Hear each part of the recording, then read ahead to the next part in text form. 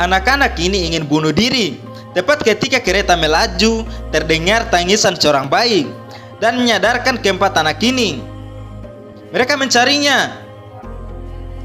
Mereka pun segera mencari sumber suara dan menggagalkan bunuh diri. Mereka menemukan bayi di semak-semak. Saat ditemukan, sekujur tubuh bayi itu memar.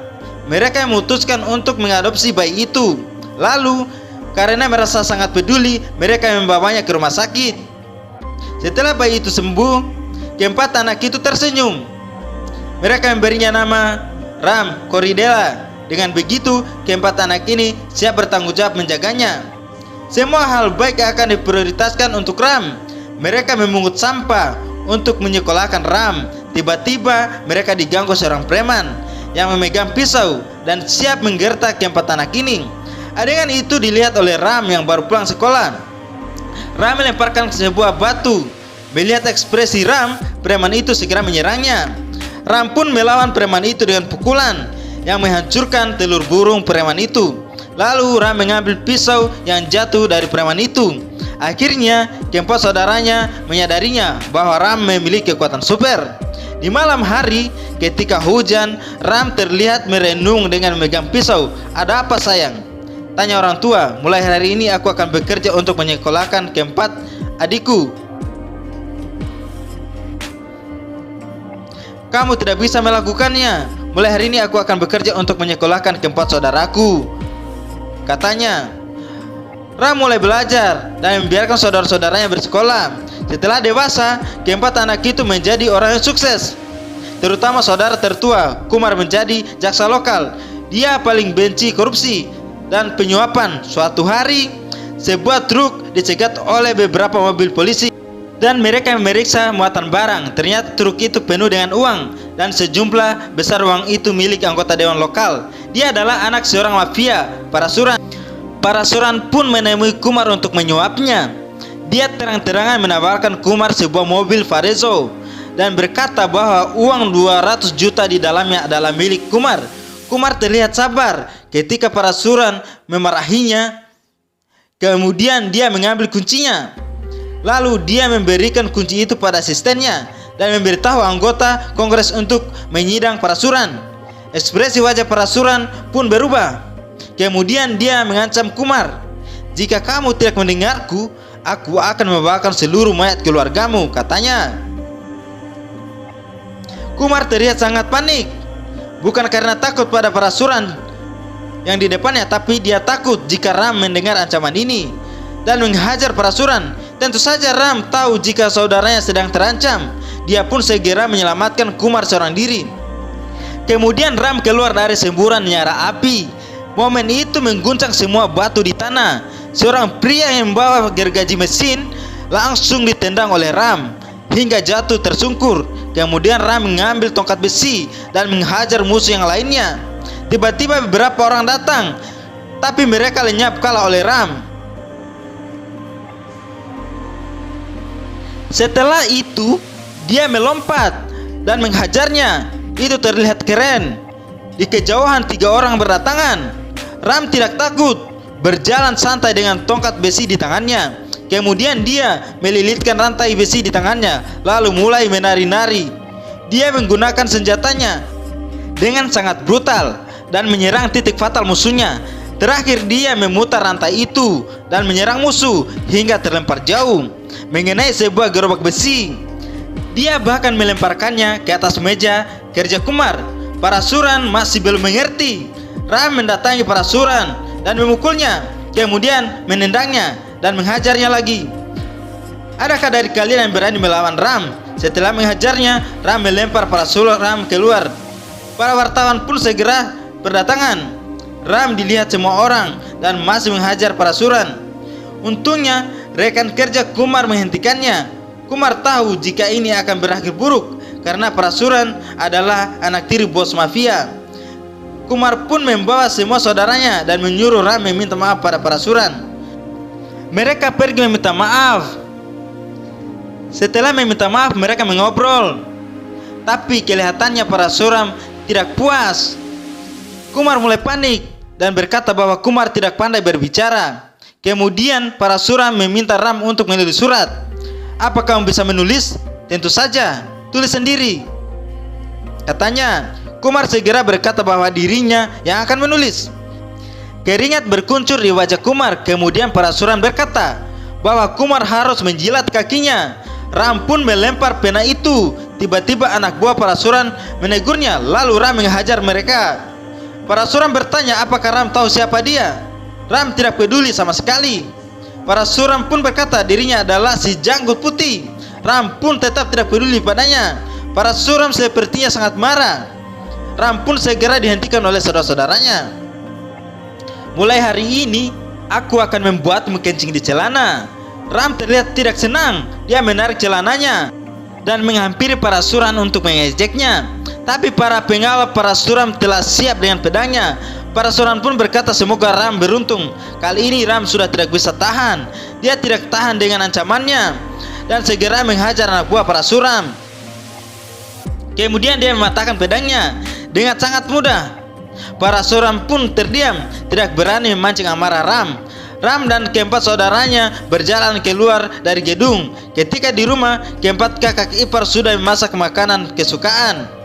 Tapi Kumar merasa khawatir pada Ram. Dia mengerti jika kekuatan Ram sangat kuat, tapi dia takut jika Ram mendapat masalah lebih besar. Beberapa bulan kemudian Parasuram bertemu Ranjit Singh. Dia berencana untuk memanfaatkan Ranjit untuk balas dendam. Setelah itu, Ram baru menjemput keponakannya di sekolah. Keponakan Ram melihat ayahnya sedang terancam, lalu berlari mengabaikan perintah pamannya. Tanpa diduga, Ranjit menembakkan pistol ke arah kaki anak itu. Setelah itu, Ram datang untuk meminta maaf pada Ranjit. Tapi Ranjit tidak peduli pada Ram. Dia masih ingin menembak keluarganya. Akhirnya, Ram menghajarnya. Orang-orang kaget. Ranjit terpental. Ram mengamuk. Ram menghajar para penjahat itu. Dia mengambil sebuah batu dan dibenturkan ke wajah musuhnya. Ranjit terlihat kebingungan. Kemudian dia mengirim pasukan Palu Godam. Kali ini Ram benar-benar marah. Dia segera menghampiri mereka semua dan menghajarnya seorang diri. Kemudian satu persatu dari mereka berhasil dia kalahkan, dan orang terkuatnya telah Ram kalahkan. Tiba-tiba seorang lelaki tua bernama Majekar datang bersama pasukan. Dia adalah perwira militer tertinggi di wilayah itu. Karena melihat kekuatan Ram yang luar biasa, dia mengajak Ram dan saudara-saudaranya untuk ikut membela negaranya, melawan para pemberontak di sebuah lembah yang jauh. Kumar dan teman-temannya ditangkap oleh pemberontak. Karena Kumar percaya jika kematiannya ada di tangan Tuhan, dia pun mulai berlari seperti orang gila. Para pemberontak pun terus menembakinya. Kumar dihujani ratusan peluru, tapi tak mengenainya. Lalu dia mengeluarkan ponsel untuk memanggil bantuan pada Ram agar Ram bisa menyelamatkannya. Namun dia terkena serangan dan ditangkap. Pemimpin mereka, Raja Bai Muna, tidak takut kepada Ram. Dia berpikir hanya Tuhan yang bisa mengalahkannya, dan dia akan membunuh Ram dengan tangannya. Saat ini Ram terlihat menunggangi kuda dan segera bergegas mencari keberadaan Kumar. Keributan terjadi di mana-mana. Ketika dia tiba di tempat Kumar menelpon, dia tak menemukan seorang pun. Tiba-tiba jaring besar jatuh ke atasnya.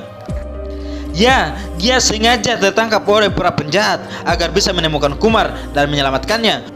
Kumar pun tahu jika Ram sengaja tertangkap oleh pemberontak. Anak buah Raja Bai berkata bahwa Ram telah membunuh lebih dari 3.000 pasukannya. 1.000 tewas saat di jalan, 1.000 di bukit, 1.000 lagi akan kubunuh di sini. Ram menantang mereka semua untuk maju agar dirinya bisa membunuh mereka. Raja Bai terlihat sedang cemas. Ram segera menarik rantai yang menahan dirinya. Lalu dia gunakan sebagai senjata untuk menghajar para pemberontak ini. Kemudian mengambil senapan mesin yang tiba-tiba muncul dan menembaki para pemberontak yang berdatangan hingga mereka semua tewas oleh Ram. Bahkan sebuah bukit pun hancur olehnya.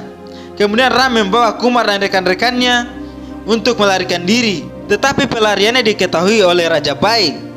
Raja Bai sangat percaya pada kekuatannya sendiri dan ingin menghadapi Ram. Tapi Ram berhasil menyayat perut Raja Bai hingga dia terlihat lemas. tapi itu disengaja karena ingin menusuk Kumar. Ram pun sangat marah. Dia segera berlari membunuh Raja Bai. Tapi Kumar sudah terluka lemas. Dia sedang sekarat dan mati di pelukan saudaranya Ram. Ram membawa pulang jenazah Kumar. Kakak iparnya mengambil segenggam tanah dan bersumpah akan menghancurkan kelompok pemberontak itu untuk membalaskan dendam suaminya. Beberapa hari kemudian seorang pria berpakaian hitam turun dari mobil. Dia adalah Raja Bai. Ternyata setelah ditebas oleh Ram, dia masih bertahan hidup. Istrinya Kumar mendatanginya. Dia menunjuk wajah Raja Bai dan bertanya, bagaimana dia masih bisa bertahan? Kemari hajar aku, Ram. Katanya. Ram pun datang menunggangi kuda dan terlihat membawa sebuah mayat pemberontak. Kemudian Raja Bai meminta anak buahnya untuk tidak ikut campur, tapi Ram sedang marah. Dia mengangkat Raja Bai dan menghempaskannya. Raja Bai jatuh tercungkur. Dia pun berusaha untuk bangkit, lalu menggelengkan kepalanya. Kemudian dia dan Ram beradu kekuatan. Dia memukul perutnya, diikuti dengan lompatan memutar hingga terhempas. Raja Bai mengambil pedang dan segera menyerang balik Ram. Ram sangat lincah. Dia bisa dengan mudah menghindari setiap tebasan. Pedang itu akhirnya terlepas dan tertancap di sebuah tiang. Kemudian Ram menyerang lagi dan memukul Raja Bai hingga tulang lengannya remuk. Ram mengambil gelang milik Kumar dan digunakan sebagai sarung tinju dan memukul Raja Bai berkali-kali. Akhirnya pukulan terakhir Ram membuat Raja Bai terpental dan kepalanya terpenggal oleh pedangnya sendiri. Dengan begitu Raja Bai akhirnya dikalahkan. Di akhir film, jiwa Kumar muncul di samping Ram. Ram berjanji akan menjaga seluruh keluarganya tanpa terkecuali.